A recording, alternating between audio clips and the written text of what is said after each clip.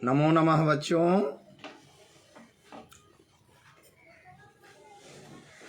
पिछली कक्षा में आप लोगों को 8 तक हमने प्रश्नोत्तर कराया था वंदना पाठ का। 9वां अपनी स्मरण से एक श्लोक लिखने के लिए आप लोगों को मैंने बोला था कि लिखकर आप भेजेंगे, मैं उसको देखूंगा। लेकिन किसी भी बच्चों की ओर से ऐसा नहीं हुआ कि वो लिख करके भेजें। अब आगे 10वां नंबर आप लोगों को संस्कृते अनुवादम कुरुत, संस्कृत में अनुवाद करो।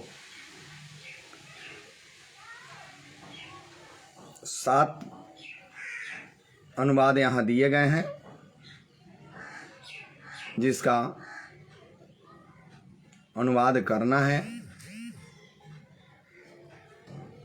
पहला है, वह पिता को प्रणाम करता है। पहला क्या है बच्चों? वह पिता को प्रणाम करता है।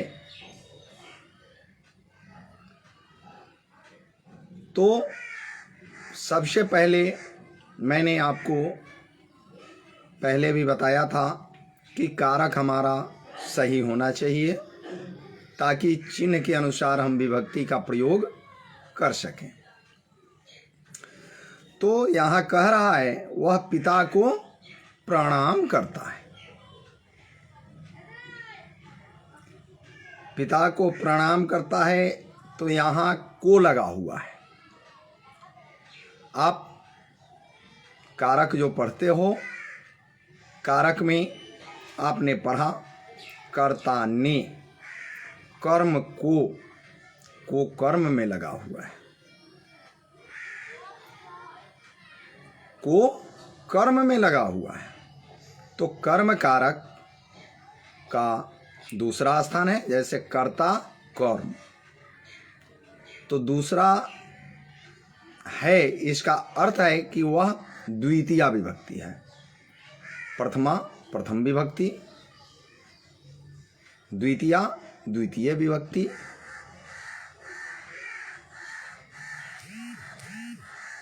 तृतीया तीसरा विभक्ति। इस प्रकार से सप्तमी संबोधन तक चला जाता है। तो यहाँ को लगा हुआ है, यहाँ द्वितीया का प्रयोग हम करेंगे। तो वह का सह आपने पढ़ा है, सह तौते, वह के लिए सह आता है। तो सह पिता को, तो आप पिता शब्द के द्वितीय विभक्ति का यहाँ प्रयोग करोगे।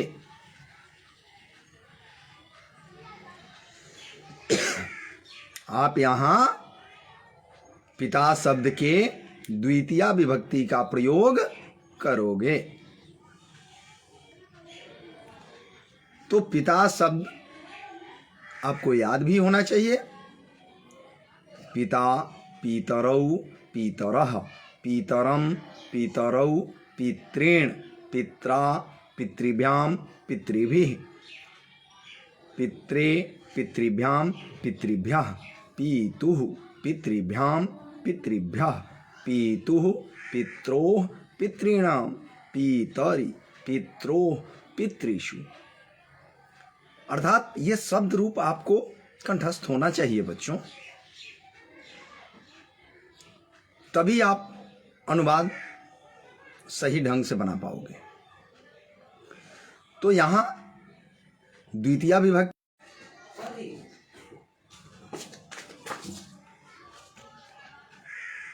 पीतरम सह पीतरम नमस्करोति। वह पिता को प्रणाम करता है। नमः माने प्रणाम और करोति माने करता है। तो नमः जोर करोति बराबर नमस्करोति, विसर्ग का स हो जाता है तो इसका हो जाएगा सह पीतरम नमस्करोति। अब है वे दोनों धन प्राप्त करते हैं, तो वे दोनों हैं तो दो के लिए, एक के लिए सह, दो के लिए तौ, तो वे दोनों अर्थात तौ। उसके बाद है धन प्राप्त करते हैं, तो धन का धनम। अब प्राप्त करते हैं तो प्राप्नोति। सह तौ ते, तौ द्विवचन के लिए हुआ, दो के लिए हुआ, इसलिए तौ। धनम प्राप्नोति, तौ धनम प्राप्नोति, वे दोनों धन प्राप्त करते हैं। अब है वे सब सत्य बोलते हैं, तो एक के लिए तो आपने सह पढ़ा, दो के लिए तौ पढ़ा, और वे सब ते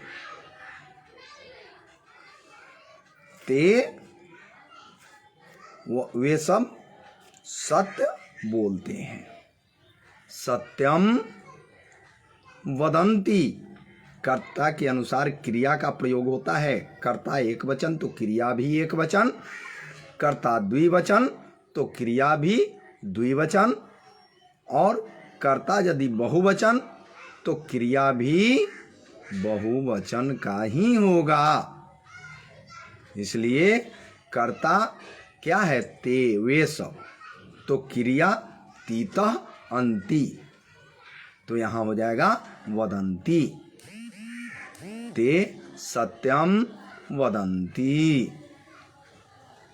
अब है तुम वेद पढ़ते हो, तुम के लिए क्या आता है बच्चों? युष्मद शब्द, त्वम युवाम यूयम, तो तुम अर्थात एक के लिए कहा जा रहा है, इसलिए त्वम।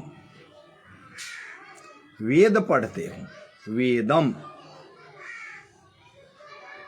पढ़ते हो, तो त्वम के साथ सी का प्रयोग होता है मध्यम पुरुष का, तो पठसी, त्वम वेदम पठसी। ठीक है। अब है देवता को नमस्कार है, तो बच्चों पीछे भी हमने आपको बताया था,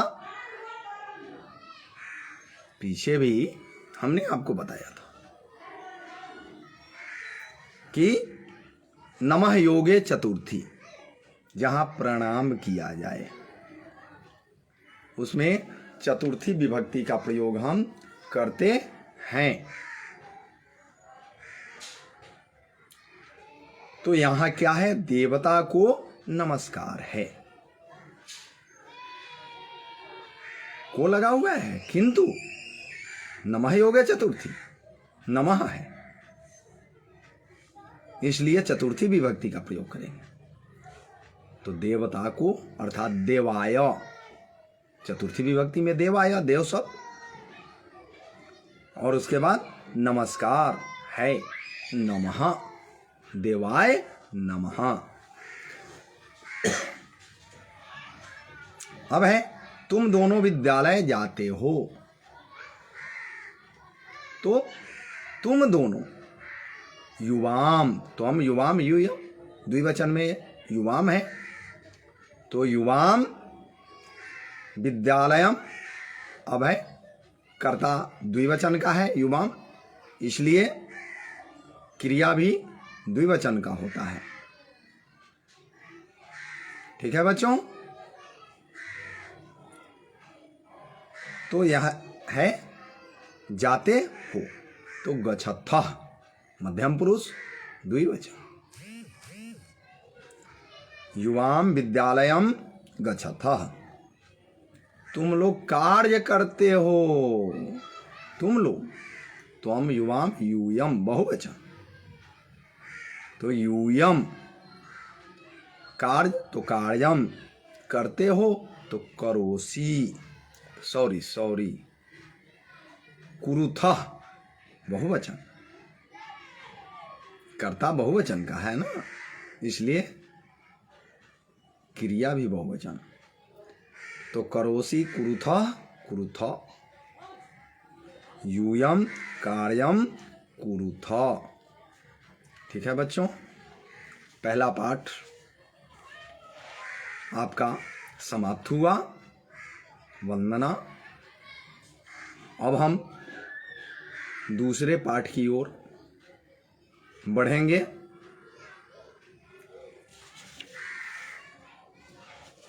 द्वितीय पाठ अर्थात दूसरा पाठ।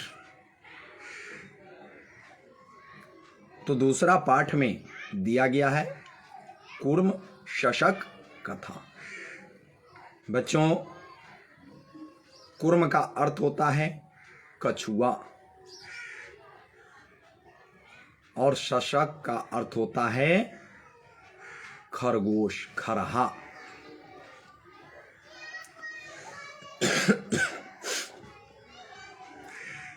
तो यहां कूर्म यानी कछुआ और शशक माने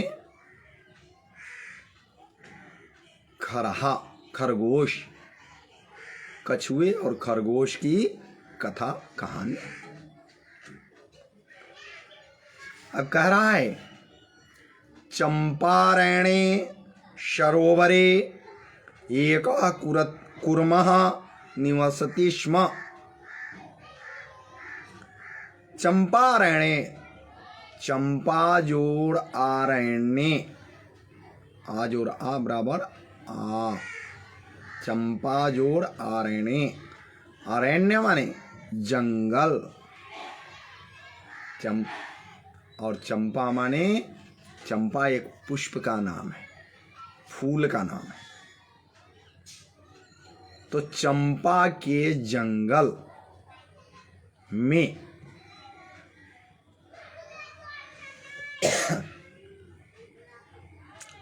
कहाँ? सरोवरे,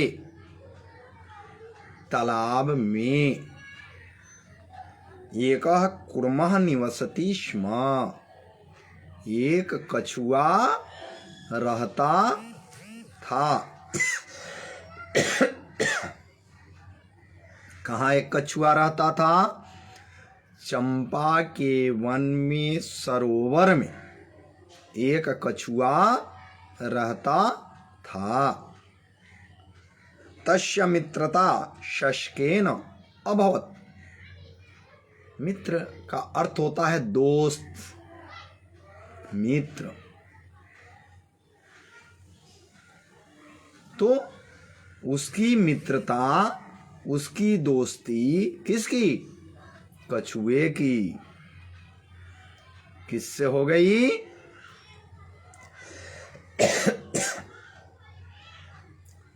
खरगोश के साथ। तौ सर्वदा एकत्र स्थित्वा नाना कथा कथयता। तौ वे दोनों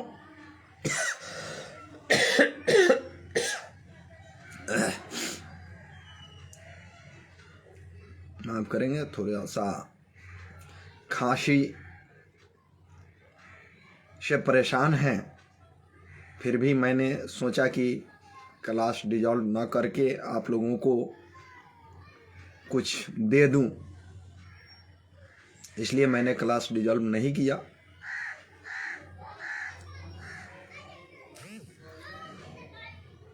तो उसकी मित्रता किसके साथ हो गई? खरहे की साथ हो गई। अब है तौ सर्वदा एकत्र स्थित्वा नाना कथा कथयता। वे दोनों हमेशा, सर्वदा, हमेशा एक जगह पर आकर, स्थित होकर, नाना, अनेक, नाना का अर्थ होता है अनेक प्रकार के, कथा कथयता, कहानी कहते थे। परस्परम आलापेन तयोः मित्रता दृढ़ा जाता। परस्पर, आपस में बातचीत से, आपसी बातचीत से दोनों की मित्रता, तयोः कहाँ का रूप है? षष्ठी, द्विवचन, दोनों की मित्रता दृढ़ा जाता। क्या हो गया? दृढ़ बन गया।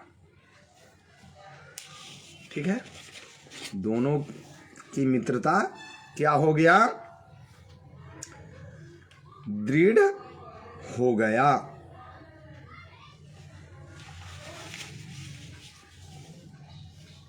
अब आगे है, एक दातौ विचारम कृतवन्तौ यत वनस्य उपान्ते गंतव्यम। एक बार दोनों ने विचार किया कि हम दोनों को वन के उस पार, जंगल के उस पार जाना चाहिए। आवयोः मध्ये कः तत्र प्रथमं गच्छेत्। हम दोनों के बीच कौन सबसे पहले जाएंगे?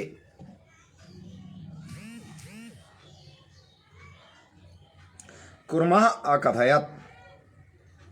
कछुए ने कहा, कछुए ने कहा,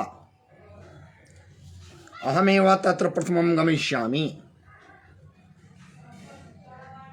मैं ही पहले वहां जाऊंगा। मैं ही, अहम जोड़ एव, अहमेव, अहम का अर्थ होता है मैं, एव का अर्थ होता है ही। मैं ही तत्र वहां, प्रथम पहले, गमिष्यामि जाऊंगा। शशकः अहसत्। खरगोश हंसने लगा। तुम तो शनैः शनैः चलसि।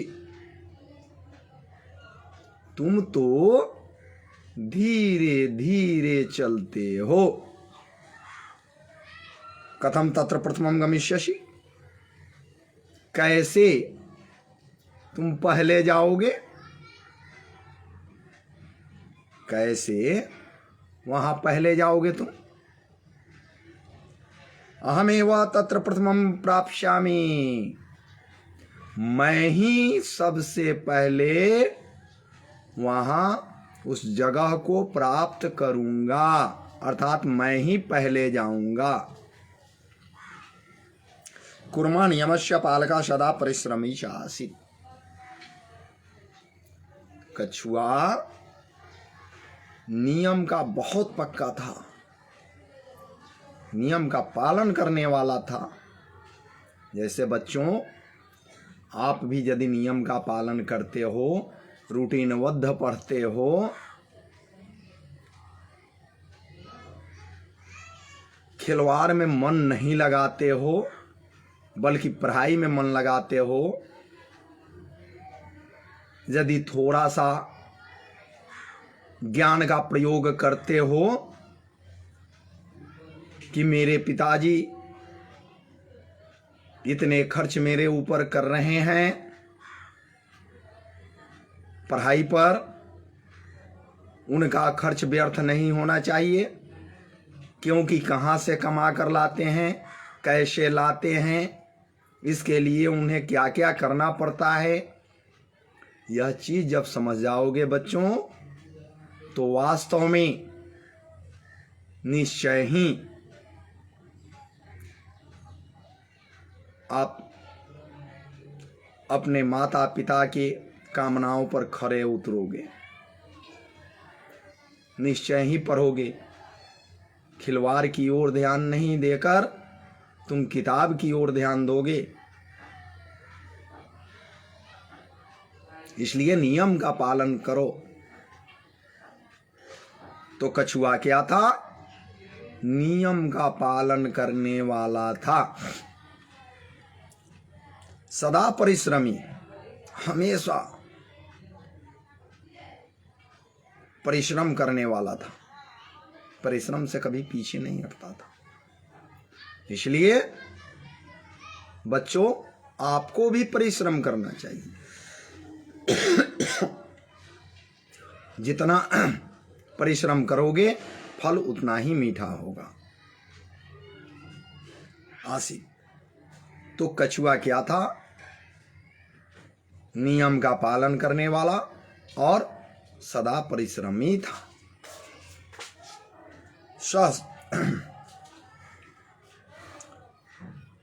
शनै शनै किंतु निरंतरम चलिता, वह धीरे धीरे लेकिन निरंतर लगातार चलता है। शशकः दीर्घ कालम मार्गे विरम्य पुनः तीव्रया गत्या अचलत।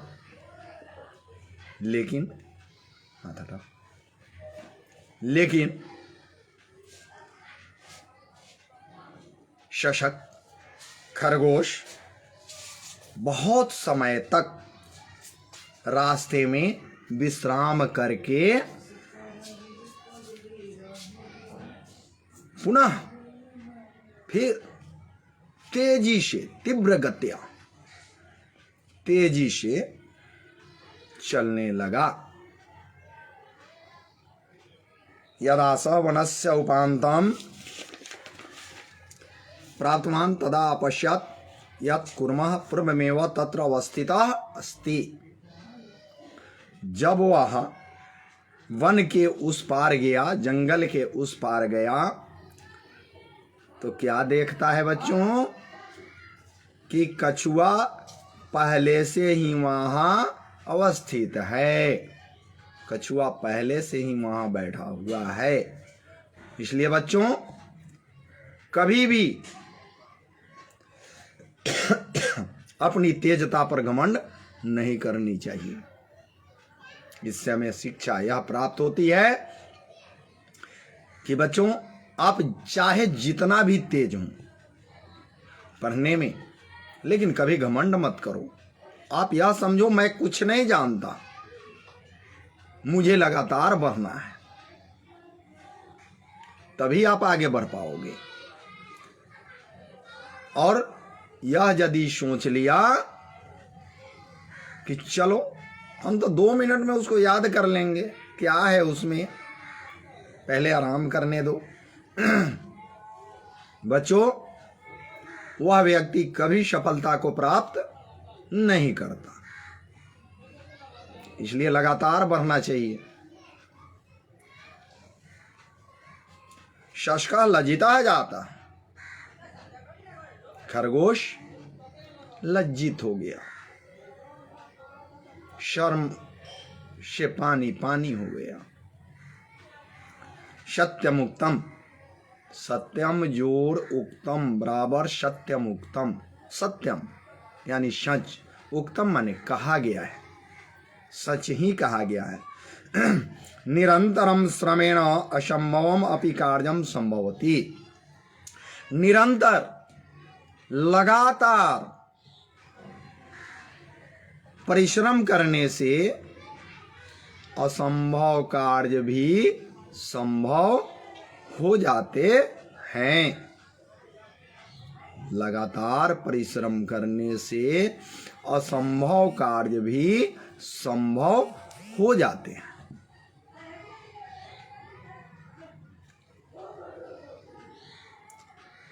क्वा कुर्मस्य मंथरगति कहाँ कछुए की मंद गति, धीमी चाल, और क्वा शस्कस्य तीव्र गति, और कहाँ खरगोश का तेज चाल। किंतु कुर्मा निरंतरम कार्य न विजयी भव, लेकिन कछुआ निरंतर कार्य करने के कारण, निरंतर परिश्रम करने के कारण विजयी घोषित हुआ, जीत गया। बच्चों, इससे हमें क्या शिक्षा मिलती है? इस कहानी को आपने सुना, इस कथा को आपने सुना, आपको क्या शिक्षा मिलती है बच्चों? आपको यह शिक्षा मिलती है कि हमें लगातार बिना रुके परिश्रम करनी चाहिए, कभी भी रुकना नहीं चाहिए। रुक गए तो निश्चय ही वह खरगोश वाली हालत आपकी हो सकती है। इसलिए यह ना समझो कि हम तेज हैं तो हमें तो याद हो ही जाएगा, कोई फर्क नहीं पड़ेगा। कभी भी यह मत सोचो, बल्कि उसे याद करके आगे बढ़ने की सोचो। हमेशा आगे की ओर बढ़ते रहो, निरंतर प्रयास करो। निरंतर प्रयास करने से कभी आपने जो न सोचा होगा जहां तक पहुंचने का, वहां भी पहुंच सकोगे। लेकिन यदि आप निरंतर प्रयास नहीं करते हो तो जहां आपकी सोच है उस सोच से भी पीछे रह जाओगे। इसलिए कल पर मत छोड़ो, जो सामने आए उसे रौंदते हुए, उस कार्य को करते हुए निरंतर आगे बढ़ते जाओ, बढ़ते जाओ, बढ़ते जाओ। कभी पीछे मुड़कर मत देखो, तभी आपको सफलता मिलेगी। जिस प्रकार से कछुआ कभी पीछे मुड़कर नहीं देखा,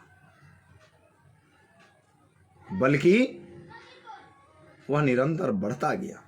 लेकिन खरगोश ने क्या किया? पीछे मुड़कर देखा।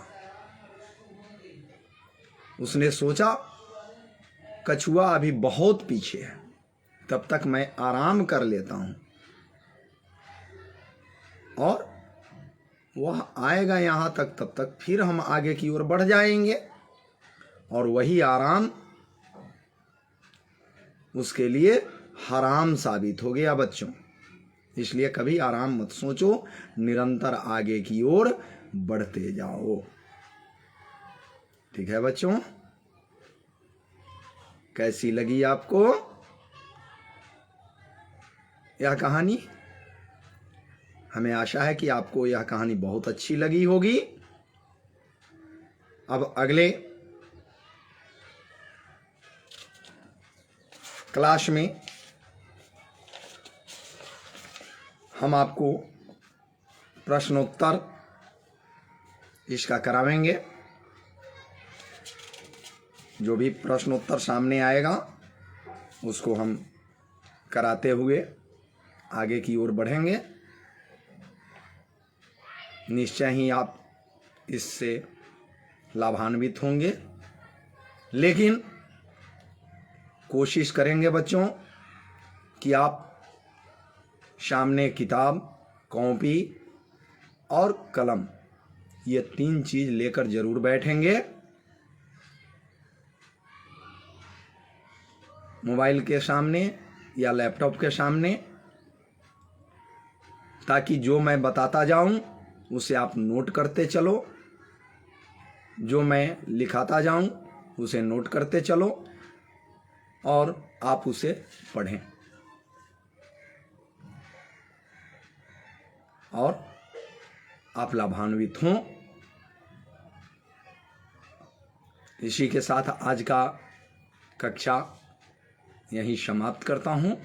फिर अगली कक्षा में आपको मिलूंगा। तब तक के लिए नमो नमः, नमो नमः, नमो नमः।